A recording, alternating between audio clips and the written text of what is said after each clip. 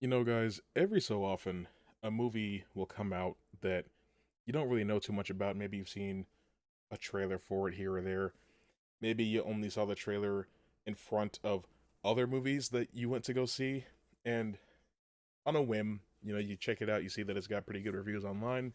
It's rated high on Rotten Tomatoes, so you know what? Or, well, rather, you figure, you know what? Let's go check it out. And then you watch it, and it kind of like blows your mind because it's actually a really good movie, but nobody's talking about it, so you're concerned that it might not do well. Well, for me, that's Companion. I only knew about this movie because it played, or the trailer for it played in front of Nosferatu when I went to go see that. And all the trailer really told me was that, like, it looks like a lovey dovey, mushy type of rom com film, but then there's a subversion of that regarding Jack Quaid's character. That's not a spoiler for the movie. That is in the trailer.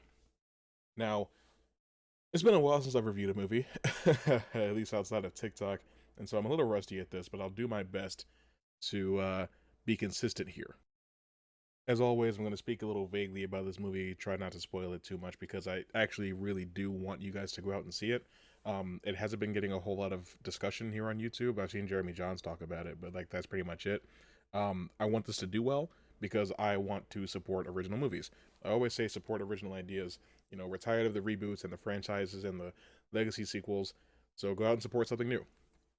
Um, this movie is incredibly well directed and very well acted. Like first and foremost, like the shot selection and the editing is really good too. I can't really say that the score is too overly memorable, but the thing that really drives this movie forward is characterization and performance. Jack Quaid continues to prove that he is probably the best nepo baby out there besides like Nicolas Cage. But he carries this movie.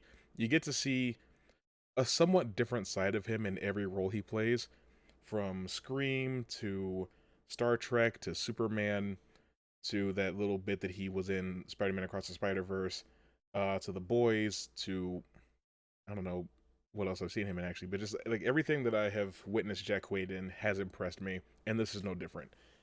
His performance is layered to say the least, um, and you kind of go back and forth for a little while on how you feel about him, and I think that that's done on purpose. It's done expertly as well. Um, the main girl, I apologize, I can't remember her name, but the one who plays the Iris character, she's fantastic as well. The entire movie truly hinges on her performance.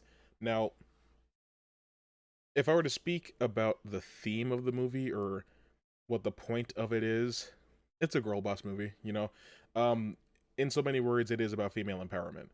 Um, some people will cringe at that. Some people are going to cheer at that. I can't say how you're going to feel about it, but that's what the movie is about. I liked it. I thought it was well done. I won't necessarily say that it's subtle, but it's not done so over the top that it like distracts from anything else. It doesn't beat you over the head being like men are bad. Um, I think that it's just a good story that will give confidence and validation to a lot of women out there that are going through something similar to what Iris is going through. Um, that being said, this movie's a little high concept, which is shocking to say based on what the trailer gives you and what I said about what the trailer gives you. Um, Pretty early on, there is a shift, and it is a dramatic shift, and it feels initially like a huge left field surprise, but there are seeds planted for that particular decision all throughout the opening act of the movie. It's actually really well done and consistent with everything that comes before, and especially everything that comes after. The story and the plot itself is never sacrificed for the sake of trying to surprise you. It does surprise you. It's a very well executed shift, or a twist if you want to call it that. But it's well built, well developed, and well realized. And once they flip that switch, they stick to it for the entire rest of the movie. I really appreciate that. And this particular device that they use ties into the theme of the movie perfectly. It's an allegory. It's symbolism, and you could compare it to movies like Don't Worry, Darling comes to mind actually. Um, they're very similar in the way that they convey this message. But I think that this movie does a much better job of getting it across without insulting your intelligence as an audience member than Don't Worry Darling did. I could say the same thing about Midsommar. Um, it bears some similarity to like Ready or Not, The Invisible Man, and I really like both of those movies. So I would say that that's probably a ringing endorsement. I'm pretty sure that I reviewed those two movies and said that I liked them quite a lot. It's been a while since they came out, but um, hopefully my words from the past are backed up by my words from right now. But there was something that I wanted to talk about in particular that, for some reason, eludes me.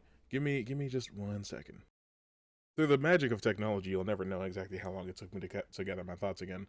I wanted to say that this movie is billed as a horror film, um, or rather, a thriller. I think the thriller is a lot more accurate. There's elements of horror. It's psychological for sure, um, but I think that there's something interesting done about this movie. I'll say that there are slasher elements to the film that kind of come as a bit of a surprise, but I don't necessarily think that that's too much of a spoiler to say because I won't get into who dies or how. But it's kind of a reverse slasher. Like the roles are kind of switched around. Like you're used to the trope of the final girl in slasher movies, and that goes back to the 1970s. You know, starting with Laurie Strode as the first major one. She wasn't the first, but like the first one that comes to mind.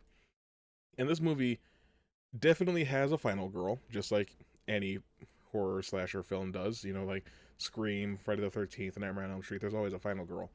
But the way that they approach that trope here is actually really satisfying and really refreshing for the genre, in a way that I never saw coming. And I just really have to appreciate the movie for that. It keeps you on your toes. It's exciting. It's funny. It's well shot. It's well directed. It's well acted. It's just a good movie. You know, I don't remember my old rating system, but let's just do numbers to keep things simple. I give Companion uh 7.5 out of 10. Now, before you freak out at that rating, you have to remember, right? The scale goes from 1 to 10. 1 to 3 being really bad, awful, terrible movies, right? 4 to 5 is just okay. Not offensively bad, but also not too memorably good, right? 6 to 7 is where things start being pretty good, right? 8 to 9 is like a great movie, and 10 is a masterpiece. This is no masterpiece, but this is a really good movie. So a 7.5 out of 10 should suffice, okay? Alright. Anyway, if you've seen Companion, let me know what you thought of it in the comments. Try to keep it spoiler free, just in case anybody that hasn't seen it is down there too, poking around. If you haven't seen it, tell me what your favorite slasher movie is, or who your favorite final girl is from a slasher movie. And while you're down there, leave a like, hit subscribe, and ring that bell, because I'm bringing you content all 2025. Alright, I'll see you later.